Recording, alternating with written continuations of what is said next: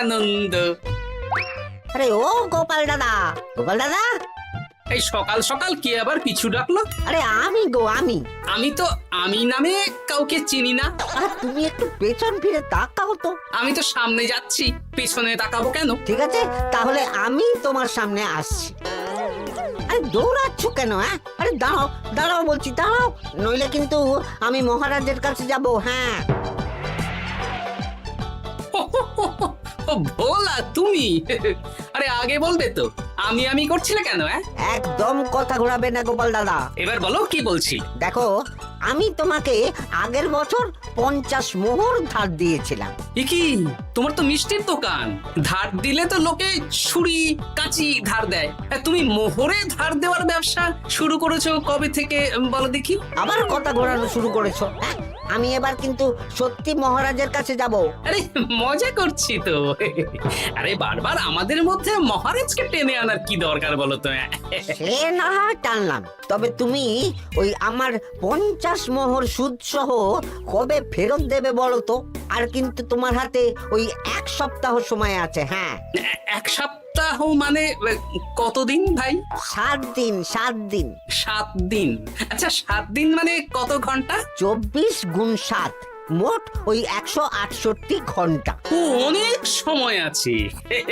দেখো গোপাল দাদা, তোমার সাথে কিন্তু আমার ওই কাগজে কলমে লিখিত পড়িত আছে। হ্যাঁ, যদি ওই সময়ের মধ্যে তুমি আমার কাছ থেকে নেওয়া ওই অর্থ আমাকে ফেরত না দিতে পারো, তাহলে কিন্তু তোমার ওই বাড়ি ঘর সব আমার হয়ে যাবে। হ্যাঁ হ্যাঁ, মনে আছে মনে আছে।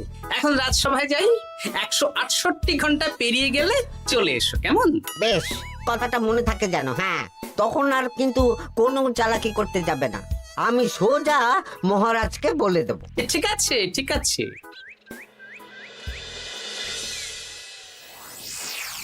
দেখুন মহারাজ, নিজের চোখেই দেখুন, সবাই হাজির, শুধু গোপাল ধা। সত্যি গোপাল ইদানিং আবার দেরি করে আসা শুরু করেছে। ওকে আচ্ছা করে ধোলাই দিন, তাহলেই চলে আসবে। কাজের কাজ তো কিছু করে না, শুধু বসে থাকে, তাতেও এই। যা বলেছেন মন্ত্রী মশাই। আমার মতে গোপালকে রাজসভাতেই বেঁধে রাখুন, তাহলে আর বাড়িতে যেতেও হবে না, আর দেরি করে আসবেও না। রোজ রোজ গোপাল করে রাজসভায় আসতে দেরি, তাই এবার তার পায়ে পড়াতে হবে বেড়ি। এই তো মহারাজ চলে এসেছি। আর বলবেন না, রাস্তায় ভোলা ময়রা চেপে ধরছিল। থাক, আর অজুহাত দিতে হবে না। নেহাত ভাগ্যের জোরে এই রাজসভার চাকরিটা পেয়েছিলে। মহারাজ ভালো মানুষ, তাই তোমাকে পুষছেন। আচ্ছা আপনি কি বলতে চাইছেন কি? আমি বলতে চাইছি যে মহারাজ যদি তাড়িয়ে দেন, তাহলে তোমার কি কিছু করে খাওয়ার যোগ্যতা আছে গোপাল? আপনার নিজের যোগ্যতা আছে? আছে বলেই মুখ ফুলিয়ে বলছি। হ্যাঁ, মন্ত্রী এটা একটা ভালো প্রসঙ্গ তুলেছে। আমার রাজসভার সকল সভাসদদের বলছি, যদি কোনো কারণে তোমাদের চাকরি চলে যায়, তাহলে তোমরা কি করবে একবার ভেবে দেখেছো? না মহারাজ, ভাবনাটা আমি সঠিক সময় কাজে লাগাই, ওই অকারণে ভেবে মাথা খারাপ করতে চাই না। হ্যাঁ, আহা, রাজসভার চাকরিটা তো তোমাদের পেশা। এই পেশার বাইরে তোমরা কে কি করতে পারবে? দেখুন মহারাজ, আমি তো ভেবেই দেখেছি যে যদি রাজসভার চাকরি না থাকতো, তাহলে আমি ব্যবসা করতাম।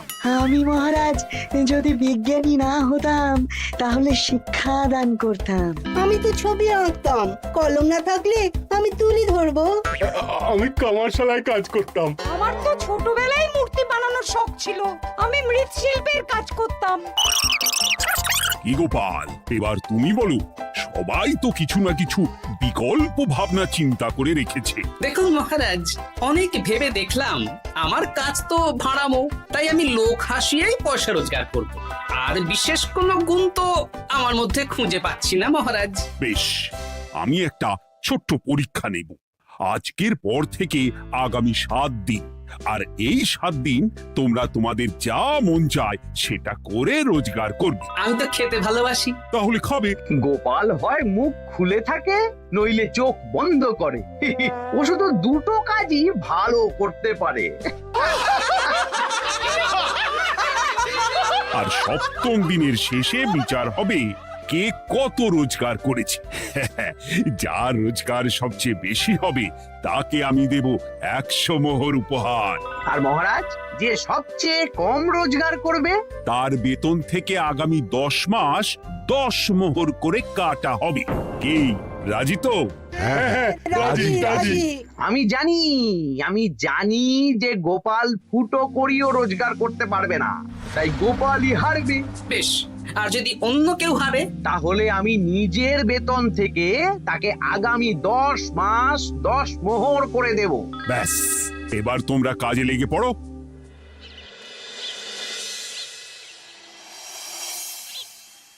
এ কি গিন্নি, আজকেও নিরামিষ? হ্যাঁ, আজকেও নিরামিষ খেতে হয়। হ্যাঁ, রোজই তো কিছু না কিছু একটা লেগে আছে তোমার। আমাদের পুরো শরীরটাই তো আমিষ। হ্যাঁ, তাহলে আমিষ খেতে বাধা কিসের বলো দেখি? বেশি তর্ক করতে হবে না বাপু, তা তোমাকে ডিম বানিয়ে দেবো। হ্যাঁ, না, আমি মানুষই ঠিক আছি গিন্নি। আরে তোমাকে ডিম বানাবো বলেছি নাকি? আমি বললাম তোমার জন্য ডিম বানিয়ে দেবো। জন্যটা তো বলনি তখন। আরে তাড়াতাড়ি দাও, তাড়াতাড়ি দাও। এখন কদিন শুধু খাবো আর ঘুমাবো, 7 দিন ছুটি। ছুটি মানে? সেসব পরে বলবো গিন্নি। যাও গিয়ে ডিম সেদ্ধ বসাও।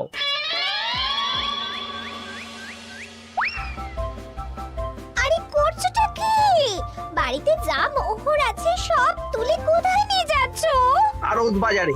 কেন কেন? তুমি আড়তে গিয়ে কি করবে? আড়তটাই কিনে নেব। কেন?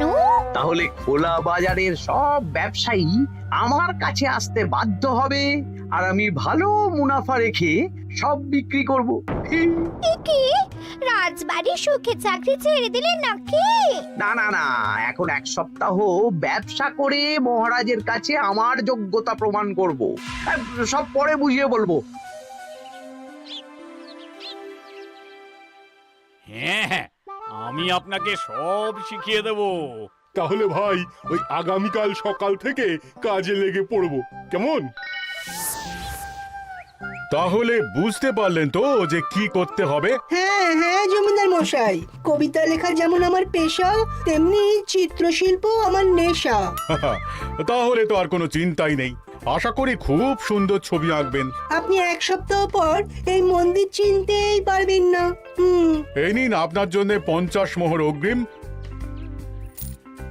মন্দিরের চিত্রকলা শেষ হয়ে গেলে আরো 50 মোহর দেব, ঠিক আছে?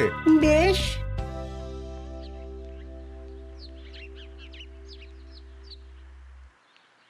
এই হাত চালা, হাত চালা।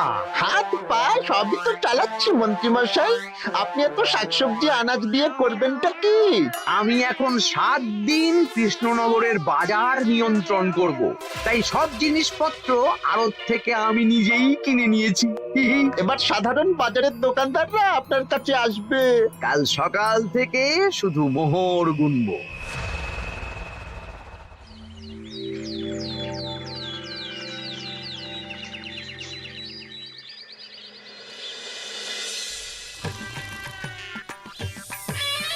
আরে এত বেলা হয়ে গেল, আর কত পড়ে পড়ে তুমি ঘুমোবে? এত লম্বা ছুটি পেয়েছি, এখন তো বিশ্রাম নিতেই হবে গিন্নি।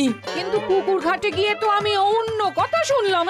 তুমি আবার কি শুনেছো? তোমাদের মহারাজ নাকি বলেছেন আগামী 1 সপ্তাহ তোমরা সকল সভাসদেরা ওই সকল সভাসদেরা নিজের ইচ্ছে মতো কাজ করে রোজগার করব। আমার কাজ তো ভাড়ামো করা, তাই ভাড়ামোর সুযোগ এলে সেটাই করব। কিন্তু যদি সুযোগ না আসে, তাছাড়া যার রোজগার সবচেয়ে কম হবে তার তো বেতন থেকে 100 মোহর কাটা হবে গো। এই খবরও পেয়ে গেছো? বাবা, পুকুর ঘাট না পরনিন্দা পরচর্চা কেন্দ্র? হ্যাঁ, ওসব বাজে কথা বাদ দিয়ে কোনো কাজ শুরু করো, কাজ শুরু করো। এরকম গা এলিয়ে শুয়ে থাকলে ভগবান এসে তোমাকে পয়সা দিয়ে যাবে না গো। গোপাল দাদা, ও গোপাল দাদা, বলছি গোপাল দাদা, কি খবর গো? এই তো গতকাল তোমার সাথে কথা হলো, আজ একেবারে বাড়িতেই চলে এসেছো। তোমার যা হালচাল তাতে তো মনে হচ্ছে ওই কদিন পরে বাড়িটা আমারই হবে। আর সেই আশাতেই বসে থাকো। এই ভোলা ময়রা এসেছে কেন গো? এসব কি বলছে? মা ঠাকুরুন, আপনার কাছে আর কি লোকাবো? বহুদিন আগে গোপাল দাদা আমার কাছে 50 মোহর ধার নিয়েছিল। সেই ধারের থেকে 5 মোহরা এখনো আমাকে শোধ করেনি। সে কি? হ্যাঁ, শর্ত অনুযায়ী যদি গোপাল দাদা আগামী ওই 6 দিনের মধ্যে ধার না শোধ করতে পারে তাহলে এই বাড়ি আমার হয়ে যাবে। তুমি আমাকে এত বড় কথা লুকিয়ে রেখেছো? হ্যাঁ, না আমি বলবো বলবো করে বলা হয়ে ওঠেনি আর কি। এবার আপনি দেখুন গিন্দিমা কি করবেন। ভিটে মাটি ছেড়ে কোথায় গিয়ে উঠবেন দেখুন। কি গো, এতেও তোমার হুঁশ হয় না? হ্যাঁ? ধুর, এই অযথা চিন্তা করো না তো, কিছু না কিছু একটা হয়ে যাবে।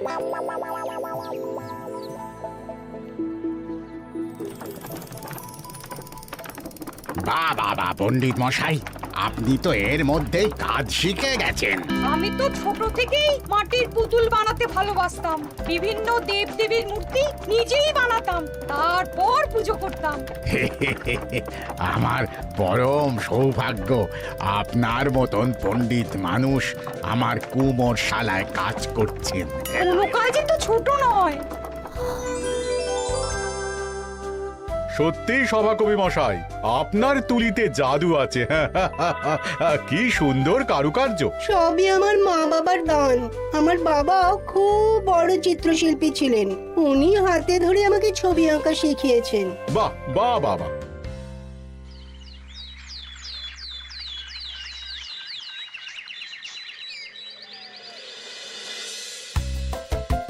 এই যে পুটি, আজকে তো একটা মজার জিনিস শেখাবো। কি জিনিস? নয়ের নামটা তো তোরা পড়েছিস, হ্যাঁ, বল তো। 9 একে 9, 9 দুগুণে 18, 3 9 27, 4 9 36। ঠিক আছে ঠিক আছে, এবার থাম। পুরো মুখস্থ। সে তো বুঝতেই পারছি। এবার মজার জিনিসটা দেখ। 9 কে 9, 9 দুগুণে 18, 18 মানে কি? 1 10 8। হ্যাঁ, এবার 1-এর সাথে 8 যোগ কর, কত হয়? 9 3 9 কত? 27। 2-এর সাথে 7 যোগ করলে কত হয়? 9 36-এর 3-এর সঙ্গে 6 জুড়লে 9। আরে বাস, দারুণ তো। হ্যাঁ হ্যাঁ। সত্যি বিজ্ঞানী মশাই, আপনি কি সুন্দরভাবে পড়া বোঝান। এটা তো আমার নেশা।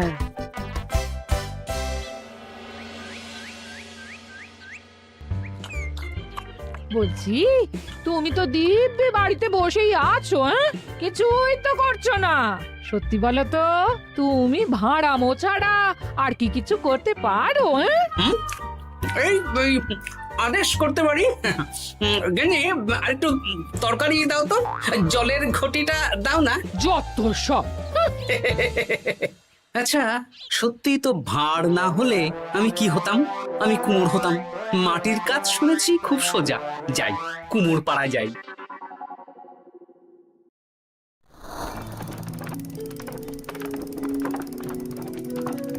আমার কি সৌভাগ্য, রাজসভার দুজন সভাসদ আমার সঙ্গে কাজ করছে। আচ্ছা, এইভাবে ঘোরাবো? এই যা, হলো না হলো না। এটা কি মুড়ির মোয়া নাকি? দাও, আমাকে করতে দাও, তুমি অন্য কিছু করো।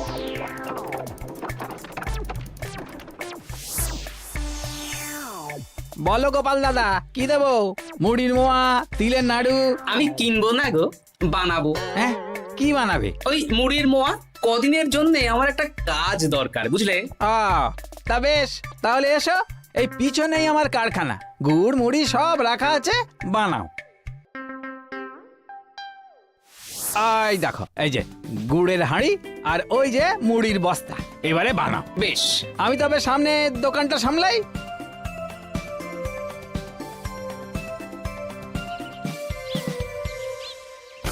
এ কিসের আওয়াজ হলো? আরে আরে আরে, এ কি করলে গোপাল দাদা? আর বলো না, ওই গুড়টা ঢালতে গিয়ে হাঁড়িটা হাত ফসকে পড়ে গেল। এই তুমি যাও তো, তোমাকে কিচ্ছু করতে হবে না, যত সব বিপদ বাড়ানো।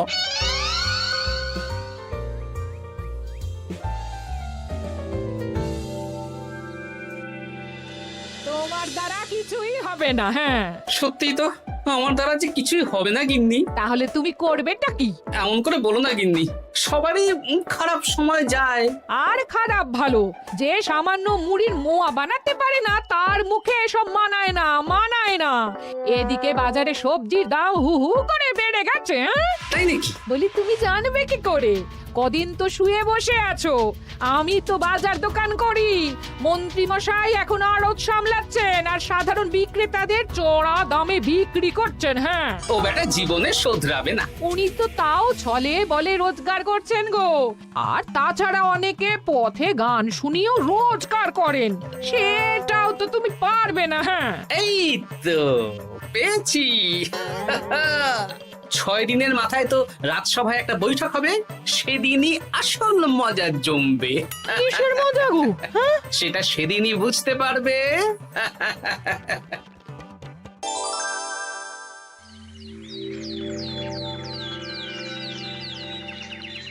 তারপর বলো, আজ তো ষষ্ঠ দিন, আজ অবধি তোমরা কে কত কত রোজগার করেছো? মহারাজ, আমি এখনো অবধি 200 মোহর। বাহ বাহ বাহ! আমি মহারাজ 15 মোহর। আমি 5 মোহর। বিভিন্ন বাড়িতে বাচ্চাদের পড়াচ্ছি, শিক্ষাদান করছি দিনরাত। সেনাপতি, আমি 10 মোহর পেয়েছি, আরো পাবো। আমি 50 মোহর অগ্রিম পেয়েছি, আরো পাবো আগামীকাল। বাহ বাহ বাহ! সবাই তো ভালোই রোজগার করেছো। আর গোপাল, তুমি বলো। মহারাজ, আমি এখনো অবধি কোনো রোজগার শুরু করিনি। আমি আগেই বলেছিলাম গোপাল একটা কানা করিও রোজগার করতে পারবে না। আসলে মহারাজ, আমি আজ সকালেই আমার প্রতিভা খুঁজে পেলাম। তোমার আবার কি প্রতিভা? আমি ভালো গান গাইতে পারি মহারাজ। আমার ছোট্টবেলার ইচ্ছে ছিল আমি রুদ্ধদ্বার সভা করব, গান গাইব, আর দর্শক বা শ্রোতারা আমার গান শুনে আমাকে পয়সা দেবে। বাহ বাহ বাহ! তা শোনালে না কেন? আমি চাই আপনারা সবাই আমার বাড়িতে আসুন, আমার গান শুনুন। এই না না না না না, তোমার গান শুনে অর্থ ব্যয় করতে পারবো না গোপাল। যদি শোনাতে হয় তো বিনামূল্যে শোনাও। তুমি ভেবেছো কায়দা করে গান শুনিয়ে রোজগার করবে? সেসব চালাকি কিন্তু চলবে না। না মহারাজ, আমার গান শুনতে আসার জন্য একটা কানা করিও খরচ করতে হবে না। আমি বিনা পারিশ্রমিকে গান শোনাবো। বেশ, তাহলে কবে শোনাবে বলো? এখনই চলুন, শুভস্য শীঘ্রম। আবার যেতে হবে কেন? এখনই শোনাও। আমার আবার নিজের বাড়ি ছাড়া প্রতিভা বিকশিত হয় না। বেশ তো, এই কদিন টানা কাজ করেছি, তোমার গান শুনে মনটা যদি ফুরফুরে হয়ে যায় ভালো তো। চলো গোপাল। আসুন আসুন, সবাই ভিতরে আসুন, আসন পাতা আছে, সবাই বসুন। নাও, এবার গান শুরু করো। দাঁড়ান মহারাজ, আমার গান আমি বাইরের লোককে শোনাতে চাই না। কু কু বাবা, আবার কোকিলের মতন আওয়াজ করছে। কু।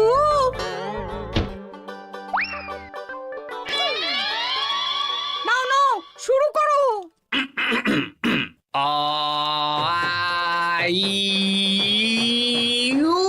ওরে বাবা রে বাবা! আরে এত চিৎকার করছো কেন? থামো থামো থামো! এটা ভালো লাগছে না, অন্য গান শোনাচ্ছি তাহলে। আকাশে মেঘে বাতাসে বায়ু, জ্যোতিষী বলেছে আমার 100 বছর আয়ু। আরে থামো থামো, আরে কান ঝালাপালা হয়ে গেল। না, থামতে আমি পারবো না, গান শুনতেই হবে। ওরে ওরে বাবা রে বাবা, এই কানে তালা লেগে গেল, আমি পালাই। পালাতে পারবেন না, বাইরেও তালা দেওয়া আছে। বাইরে তালা খুলতে বলো। বাইরে বেরোতে হলে প্রত্যেককে 100 মোহর দিতে হবে। আমরা তো আগেই বলে দিয়েছি, তোমার গান শোনার জন্য কোনো পয়সা দিতে পারবো না। এটা তো গান শোনার জন্য নয়, বাইরে যাওয়ার জন্য। আমার গান শুনতে আসার জন্য কোনো অর্থ লাগে না। গান শুনে বাইরে বেরোতে গেলে অর্থ লাগবে, জনপ্রতি 100 মোহর মাত্র। কি জ্বালাতন! হয় দিন, নইলে আবার শুরু করছি।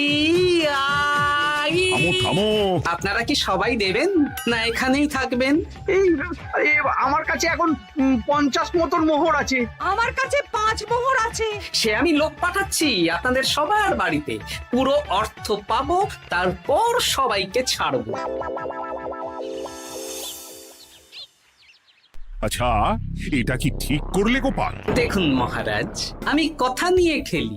সব সভাসদেরা 6 দিন খেটে যা না রোজগার করেছে, আমি শুধু বুদ্ধির জোরে আর ভাড়ামো করে ঘন্টা খানিকের মধ্যে তার থেকে বেশি রোজগার করে নিলাম। যদিও এখনো একদিন সময় আছে। সত্যি গোপাল, তোমার বুদ্ধির জবাব নেই। মন্ত্রী মশাই, যে সবচেয়ে কম রোজগার করবে আপনাকে কিন্তু তাকে আগামী 10 মাস 10 মোহর করে দিতে হবে। হ্যাঁ নয় হ্যাঁ, এরকমই তো তুমি মুখ বড় করে বলেছিলে। গিন্নি কই গো, ভোলাকে ডেকে আনো, ওর ধার আজকেই শোধ করে দেব। হ্যাঁ যাচ্ছি। হ্যাঁ, আমরাও যাচ্ছি। গোপাল, কালকে রাজসভায় এসে তোমার পুরস্কারের অর্থটাও নিয়ে যেও। সে তো নিশ্চয়ই।